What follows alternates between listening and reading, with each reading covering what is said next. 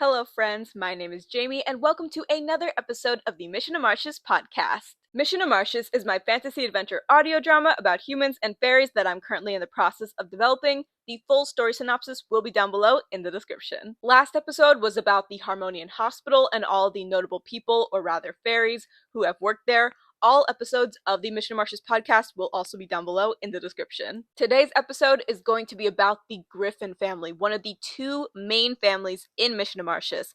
This is going to be another long episode. We have a lot of important characters to go over today, so without further ado, let's get into it. For the sake of me not having to repeat myself and restate how everyone is related every time I introduce a new character, I'm going to quickly go over the entire Griffin family tree right now, so that you can just refer back to it if you need a reminder. So starting with Mace Griffin and his younger sister Tabitha Griffin, then you have Mace's wife Rina Griffin, then you have their children Mason and Mira Griffin, and then you have Tabitha's husband Hugo Griffin. Hugo took Tabitha's last name, and following the Harmonian-Martius War, Tabitha adopted Lily Griffin, and while Lily is technically Mason and Mira's cousin, they refer to her as their sister. Alright, it got dark all of a sudden, but I'm just gonna roll with it. So, circling back to Mace Griffin, who we are starting with in today's video, in the grand scheme of things, Mace is a pretty minor character. He's not particularly relevant to the story, but of course, he is related to a lot of characters who are very important in Mission to Martius, so that is why we are going over him today. Also, as always, I will be providing references for how each character looks like. So, starting with Mace's references, Mace is black, he had long dreads, brown eyes, deep brown skin, and he was 5'11". He wore a brown apron and a rolled up shirt underneath. He also wore tan pants and brown lace-up boots. So Mace Griffin was a loving and devoted husband, father, and incredibly passionate blacksmith. Mace's father was a blacksmith before him, and his father before him. What can I say? The Griffin men loved their work as blacksmiths, and Mace was no exception. But unlike his predecessors, Mace was both a blacksmith and a bladesmith. He trained as both because while he appreciated the practicality of what he was able to create as a standard blacksmith, Mace's real passion lay in forging weapons. Despite, though, weapon making being his main passion, Mace also really enjoyed being able to help as many people as possible by creating tools and light fixtures and everything else his work as a standard blacksmith covered. It was this passion and dedication to his craft that actually drew his future wife Rina to him in the first place. Rina was also a bit of a weapons nerd, not to the same extent as Mace, but their mutual love for quality weapons was what eventually led them to collaborating with the Harmonian military. I went over this in episode 3 of the podcast. But back to Mace. Mace Griffin was a family man. He absolutely loved his family to pieces. He always doted on his sister, his children, his wife. Mace is remembered for always having been this strong pillar of support that always just knew the right things to say, which was most notable in his relationship with Rina, because even as Mace got to know Rina, she was always a bit mysterious. Mace always had the sense that there was more to her than what she disclosed, but Mace never pried into her past. He was more concerned with who Rina was in the present, which she appreciated. Something else you need to know about Mace is that he loved being a father. He was so excited to be a father when Rina was pregnant with Mason, and it really showed in how he interacted with his children. Mace took the first chance he got to immerse Mason in the world of in his craft as a blacksmith and as a bladesmith. This is what the two of them really bonded over. I'll talk about this more in Mason's section, but Mason really took after his father's love and his grandfather's love and everything I said before about the Griffin men being really passionate about blacksmith work. And as for Mira, that was his baby girl. Although they didn't share that same love of having the same craft that Mace and Mason did, Mace loved spending time with his little girl. When Mira was little and Rina was working, Mace would strap Mira to his chest and take her with him and Mason to the blacksmith, or he would take her to the tailor shop that Tabitha works at and let Mira pick out outfits for him to try on. This was something that both Mira and Tabitha took a lot of pleasure in, and Mace was just happy to spend time with two of his favorite girls. And of course, Mace loved his sister. Despite being 9 years apart, Mace and Tabitha were very close, especially because they lost their parents when Mace was 18 and Tabitha was 9. They took care of each other. It was very important to Mace that his sister was taken care of, so Tabitha lived with him and Rina and the kids until she got married. Sadly, Mace was killed during the Harmonian-Martius War, but his legacy and his love for his family continues to live on. Next, we're going to talk about Tabitha Griffin. Again, here are Tabitha's references. Tabitha is black. She wears her hair in twist braids pulled over her right shoulder. She has deep brown eyes and brown skin, and she is 5'8". She wears a deep red dress that laces up in the front. Tabitha also wears black Mary Janes. Fun fact, deep reds are usually worn by the Harmonian royal family and nobility, but Tabitha is a bit of a rule breaker in that regard. Not that it's like a hard rule, but you know what I mean. So Tabitha is a tailor and a seamstress and very passionate about her work. If there's one thing that you're going to learn about the Griffin family today, it is that they are very passionate about their respective lines of work, and Tabitha is no different. Mending and making clothes for her family is one of her love languages, essentially.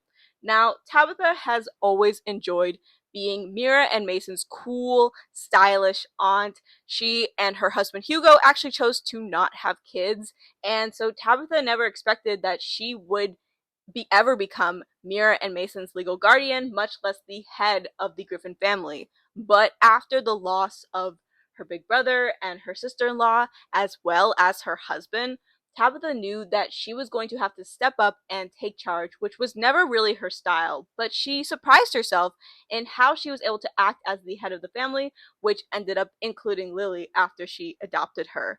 Now, Tabitha was not completely alone in this. She has had help from Bianca de Clare, who we will talk about next episode, and Mason, because Mason was older when his parents died, but so over the years. And with their help, they collectively formed this new sense of family who leans on each other. But Tabitha still feels incredibly responsible for doing right by Mace and Rina and Lily's biological parents.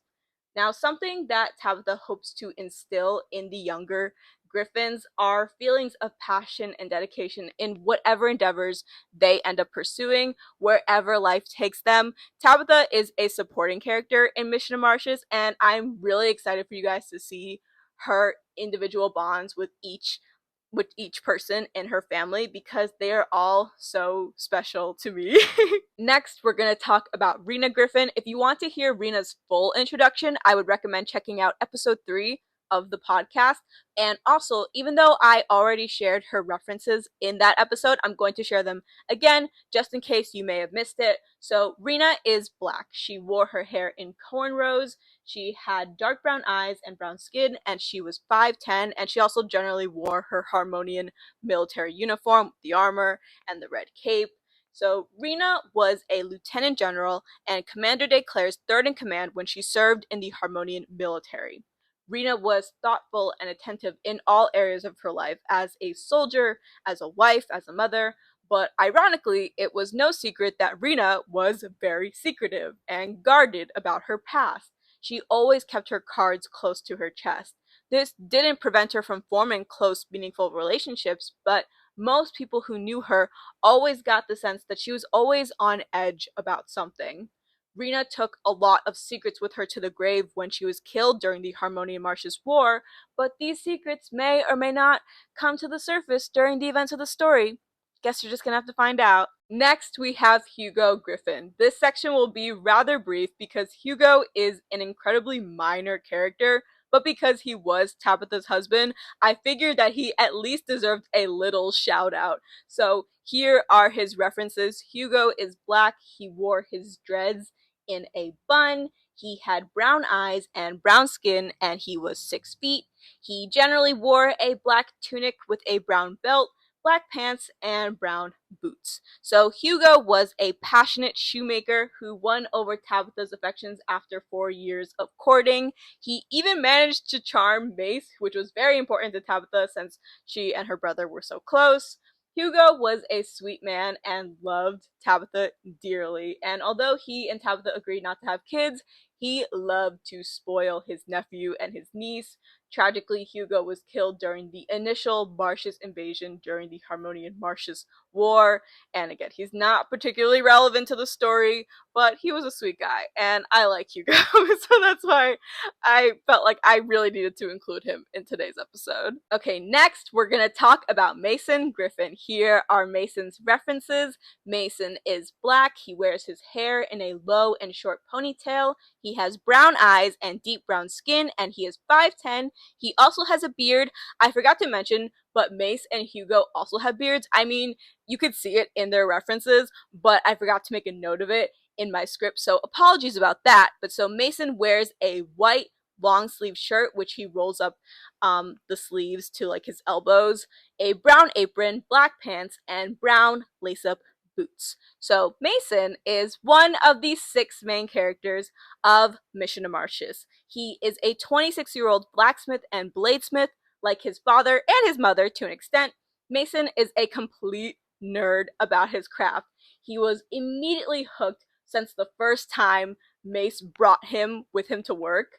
If mending and making clothes is Tabitha's love language, creating tools or weapons or anything else of use for his loved ones is Mason's. There are few things that make Mason happier than making something really useful or just really cool for the people he cares about. While his work as a blacksmith and bladesmith have brought him substantial joy and can be associated with a lot of happy memories for him, Mason also has a tendency to completely engross himself in his work when he's going through something because it allows him to be alone with his thoughts. But Mason will never bury himself in his work so much that he neglects to take care of his family, because at his core, Mason is a family man, much like how his father was. Ever since the deaths of his parents, Mason essentially assumed the role of man of the household, especially because Mason was just becoming a young adult when his parents died, like I mentioned before. And so he really felt the need to step up for his family. And although he has had a lot of help from Tabitha, Mason has a tendency to overwhelm himself with the responsibility of protecting and providing for his family. He shoulders a lot of that burden in ways that aren't always apparent and obvious to his family. Mason is a compassionate person, and he's also very practical. He's not the type to jump to unreasonable conclusions or take unnecessary risks. He is very strongly opposed to his family putting themselves in any kind of danger or harm's way, though this often leads him to underestimate his loved ones, which definitely, spoiler alert, gets him in trouble with his loved ones. Even so, Mason has such special bonds with everyone in his family, which is something that I'm very excited for you guys to see as the story plays out, because he just loves his family so much, and it makes me very emotional. Next, we're going to talk about Lily Griffin. If you want to hear Lily's full introduction, I would check out the last episode, episode 4 of the podcast. But so, like I did for Rina, even though I already showed Lily's references last episode, I'm going to share them again in case you missed it. So Lily has chocolate brown hair that she wears in a braid pulled over her left shoulder. She has deep green eyes and olive skin. She is Latina, not by Renee and Matrix, but if Mission to Martius took place in the real world, she would be Latina, and she is 5'6". Because she is a flora fairy, Lily has pale green wings. She wears a white ruffled blouse with a red begonia pinned just below the neckline. She wears tan pants and brown lace-up boots.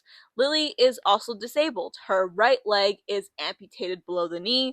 She has a wooden leg and a wooden mobility aid that she carries with her. So Lily is also one of these 6 main characters of Mission to Martius. She is 19 years old, a nurse at the Harmonian Hospital, and Madame Rosemary Hyacinth, who I talked about in the last episode's apprentice. following the deaths of her parents Primrose and Noah Lilith in the Harmonian-Martius War, Lily was adopted into the Griffin family by Tabitha. So Lily is resourceful and dependable. She's incredibly patient and understanding, and she is the kind of person who will never turn her back on the people who need her. She's incredibly close to her family because as a previously only child with no connections to her biological parents, like extended families, it was definitely an adjustment for Lily to get used to living with Mason and Mira, but luckily it did not take long for her to mesh with the Griffins. And so Mira views Lily as the sister she never had, and Mason has fully embraced Lily as his second sister. Oh, my water bottle just fell over. Whoops. And he is equally protective over her as he is of Mira. And Mira and Mason and Tabitha, for that matter, are fully supportive of Lily's goal to become a member of the Enchanted Cove Council. Even if they don't completely understand what all of that entails, they are very supportive nonetheless. The Griffin siblings, this is also a funny thing I want to note, are also often the first to humble each other. They love to tease each other, especially over their respective romantic interests, but it's all in good fun. They've also always got each other's backs. They will always stick up for each other because at the end of the day, the siblings, and again, the whole Griffin family, they just want each other to be happy. Which brings us to the third Griffin sibling, Mira Griffin. Here are Mira's references. Mira is black. She wears her hair in a braided bun. She has brown eyes and brown skin. She is 5'6". Mira wears a red bordering on pink dress that has ties on the shoulder straps and a white blouse underneath with gray lace-up boots. Mira is also one of the 6 main characters of Mission of Martius. She is 18 years old, and unlike the rest of her family, Mira doesn't have a profession or craft that she feels like this overwhelming passion for, which makes her feel like the odd one out. She helps Tabitha at the tailor shop, and she enjoys that work, but she doesn't see herself doing it for the rest of her life. And while she enjoys hearing Mason and Lily talk about their respective fields, she has no interest in becoming a blacksmith or a nurse. So admittedly, Mira feels pretty lost at this point in her life. She doesn't like to let it show, but she feels insecure about her lack of direction, especially because the closest people in her life, her aunt, her brother, her sister, her best friend, they all have a passion for something. Mira has a huge heart. She's cheerful and friendly and sociable. She's well liked by the people who know her, but she's sort of lost a lot of relationships throughout her life besides her family and her best friend because she's not able to relate to that strong sense of purpose that many of her peers have found. And as they've like found what they were meant to do, found like their desired and whatever career path they felt the most suited for, they've kind of gone off and done their own things, and Mira kind of feels like she's been left behind in a sense. So when Mira begins to see Rina, who has been dead for 9 years when the story begins, she realizes that something is very much not right. Not just in the sense of her ability to see Rina when no one else can, but how Rina's recent appearances just might be connected to all the strange things that have been happening in the story. So Mira jumps at the chance to, in her mind, do something useful. She is very quick to be like, this is what I am meant to do now. Mira is also a very curious person, and when she gets the feeling that something is not what it seems, she is not going to let go of that very easily. She's clever and investigative, and which definitely helps for the events of the story, though it also means that she's often sticking her nose where it doesn't belong. But again, Mira's investigator personality is more helpful than it isn't, especially when she realizes that there are a lot of people hiding things and keeping secrets, even her own mother, especially her own mother, which Mira is going to learn firsthand just how deep her mom's secrets run. Secrets that will change how Mira sees everything in her life, including herself, but you will just have to wait for the events of the story to learn more on that front. Now, you might have thought that we were done because, oh, Jamie, you've talked about all of the members of the Griffin family that you mentioned in the beginning of today's video, which you would be correct. However, there is one more character that I want to introduce in today's episode who, while is not a part of the Griffin family, she is closely related to them, and that character is Kaya Azure. Here are Kaya's references. Kaya is black. She wears her hair in jumbo twists. She has dark brown eyes and deep brown skin. She's 5'6". Kaya wears a brown, it's like sort of like a dress. I'm like, I think it was a tunic, but I think it's kind of a dress. I'm not really sure yet. That laces up on the sides and has like these buttons along the front, and she wears a white shirt underneath.